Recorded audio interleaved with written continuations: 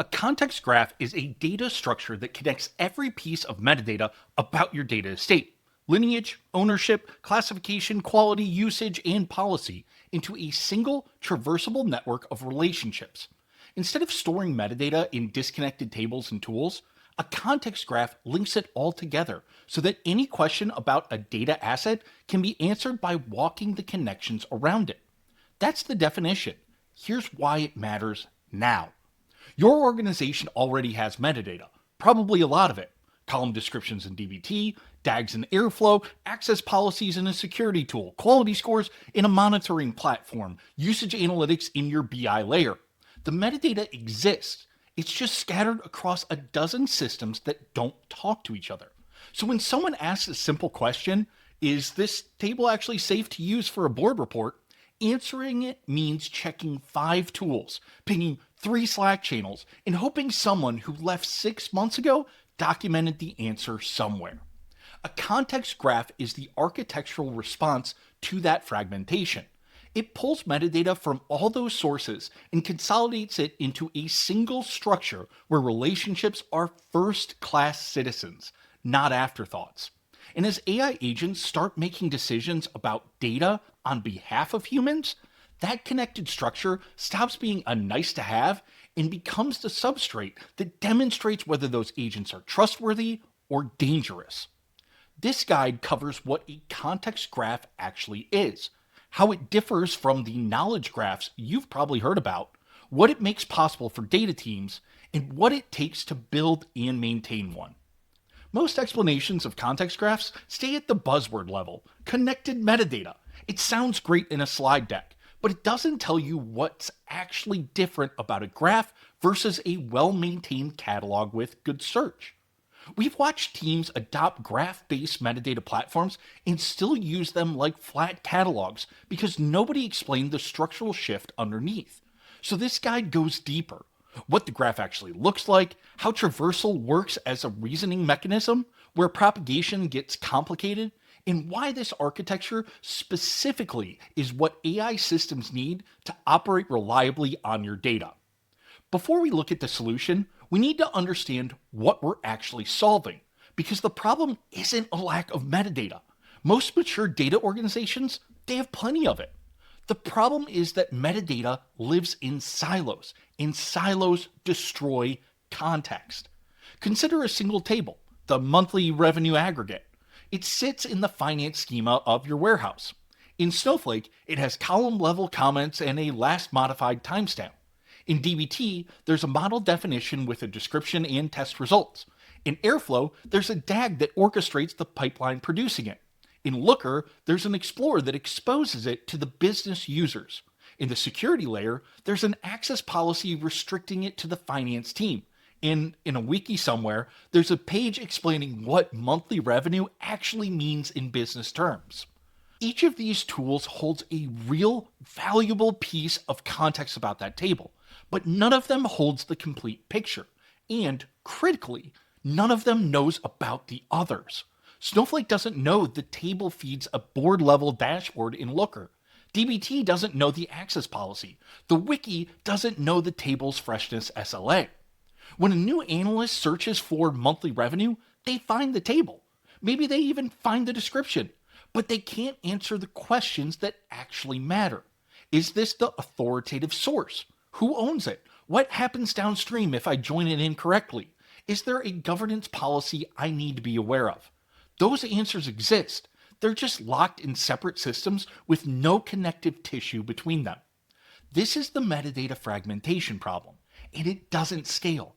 Every new tool, every new team, every new pipeline adds another silo. The more metadata an organization produces, the harder it becomes to assemble into a coherent picture.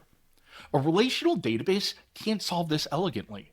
You could build a metadata warehouse, tables of assets, tables of relationships, foreign keys linking them, but the queries become nightmarish. Show me every dashboard downstream of a table classified as PII that hasn't been reviewed in 90 days. Requires multi-way joins across asset tables, classification tables, lineage tables, review history tables, and dashboard tables. It's computationally expensive and structurally brittle. This is where the graph comes in. Now that we've established the problem of disconnected metadata, we can look at what it means to connect it and why a graph is the natural structure for doing so. A graph is a collection of nodes and edges. Nodes represent entities, things that exist. Edges represent relationships, how things connect. Unlike tables, where relationships are implied through foreign keys and require joins to traverse, graphs encode relationships as first-class objects. Walking from one node to a connected node is a single operation, not a multi-table join. In a context graph, the nodes are data assets and the people, policies, processes, and concepts connected to them. The edges are the relationships that give those assets meaning. Let's look at the same table again, but this time as a node in a context graph. What we're looking at here is a single asset with its full operational context visible in one structure. The lineage tells us where the data came from and where it goes. The ownership tells us who's responsible. The classification tells us the sensitivity level. The glossary linkage tells us the business meaning. The policy association tells us the access rules. And the usage signal tells us whether people actually rely on it. Each of those edges is traversable. That means we can start at any node and walk to any connected node in a single step. Start at the dashboard, walk backward through lineage to find the source table. Start at the PII classification, walk forward to every asset carrying that tag. Start at a team, walk outward to find every asset they own. And this is one table. In a production environment, the graph contains thousands, sometimes hundreds of thousands of interconnected assets. The power isn't in any single node. It's in the network effect. The more assets and relationships the graph contains, the richer every individual query becomes. Here's a critical point that often gets missed. A context graph doesn't create new metadata. The column description still comes from dbt. The lineage still comes from the pipeline tool. The usage stats still come from the query logs. What the graph creates is the connections between that existing metadata. It's the difference between having 100 pages of notes scattered across your desk and having the same notes organized in a linked reference system where every piece points to the others that make it meaningful. Building on that, we can address the question most people have at this point. How is this different from a knowledge graph? It's the right question. The two share real similarities, and the distinction matters. A knowledge graph encodes facts about the world and the relationships between concepts. Google's knowledge graph, for example, knows that Paris is the capital of France. France is in Europe, and the Eiffel Tower, it's located in Paris. These are stable, declarative facts. They change slowly, if at all. The primary use case is enriching search and answering factual questions. A context graph encodes the operational state of data assets and the relationships that determine how those assets should be used, governed, and trusted. It knows that the revenue table was last refreshed 2 hours ago, is classified as confidential, feeds a board-level dashboard, is owned by the finance team, and has a downstream column that just failed a quality check. These are dynamic operational facts. They change constantly. Every pipeline run, every query, every policy update modifies the graph. This analogy is worth dwelling on. A library encyclopedia tells you that a Boeing 747 has a wingspan of 64 meters and was first manufactured in 1969. Air traffic control tells you that Flight 1742 is currently at 35,000 feet, descending toward runway 28L, carrying 312 passengers, with a 15-knot crosswind and a delayed aircraft still on the taxiway. Both are knowledge, but only one of them helps you decide what to do right now. A context graph is the air traffic control for data. The questions it's built to answer aren't what is a revenue table, they're is this specific revenue table trustworthy for this specific use case at this specific moment, and what breaks downstream if it isn't. Now in practice, there's overlap. A context graph often includes a semantic layer. Glossary terms, business definitions, domain classifications, they function like a lightweight knowledge graph. The business glossary term monthly recurring revenue is a stable fact that maps a business concept to technical assets. So a context graph typically contains a knowledge layer. But the graph as a whole is purpose built for operational decision making, not encyclopedic references. One more structural distinction worth noting: knowledge graphs are typically curated by humans, editors adding facts, subject matter experts validating relationships. Context graphs are primarily machine populated. Connectors crawl source systems, lineage is parsed from query logs and pipeline definitions, usage is measured from actual queries, classifications propagate through automated rules. Human curation adds the semantic layer, the glossary terms, the certifications, the descriptions, but the operational backbone of the graph is assembled by machines reading the systems your data already flows through. Now that we understand the structure and its distinctive characteristics, we can look at what becomes possible when an organization actually operates on a context graph. Three capabilities in particular shift from theoretically possible to practically achievable. The first is automated impact analysis. A data engineer needs to rename a column in a Snowflake source table. Without a context graph, this is a high anxiety moment. The engineer knows something downstream probably depends on this column, but they don't know what. They search Slack, they check the wiki, they ask around. Maybe they find 2 or 5 dependencies. They deploy the change. 2 dashboards break silently. Someone notices 3 days later. With a context graph, the engineer queries the graph before making the change. Show me every asset downstream of this column. The graph traverses lineage edges, not just one hop, but multiple hops through DBT models, aggregation layers, and dashboard definitions, and returns a precise inventory: 3 DBT models, 2 looker dashboards, 1 machine learning feature pipeline. The graph also returns the owners of each downstream asset. The engineer sends targeted notifications, coordinates the migration, and deploys with confidence. This isn't just faster, it's categorically different. The graph doesn't just help the engineer find dependencies, it makes the completeness of the search trustworthy. In a system without a graph, there's always the nagging question: did I miss one?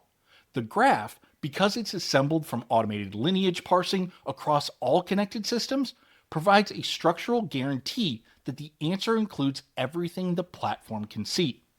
The second is governance propagation. A governance lead classifies a customer email column as PII in the source system. In a flat catalog, that classification is a label on one column. Every downstream copy, transformation, and derivation of that column remains unclassified unless someone manually tags each and every one. In a large enterprise, a single PII source column can fan out into dozens of downstream columns across multiple databases and dashboards. Manual tagging doesn't scale, and the columns that get missed are the ones that create compliance exposure. In a context graph, the PII classification propagates through lineage edges. The graph follows the data's path through transformations and tags downstream columns automatically.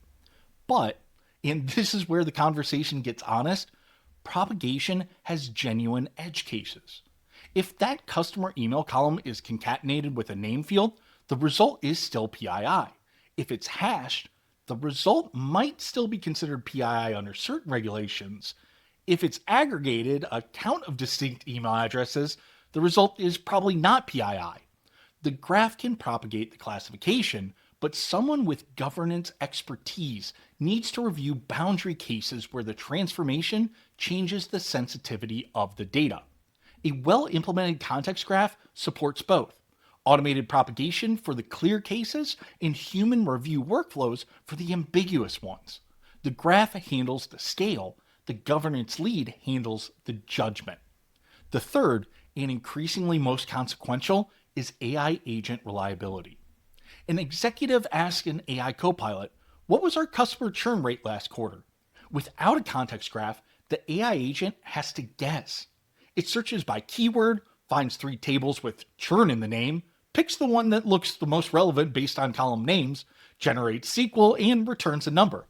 That number might come from a deprecated test table. The agent has no way to know.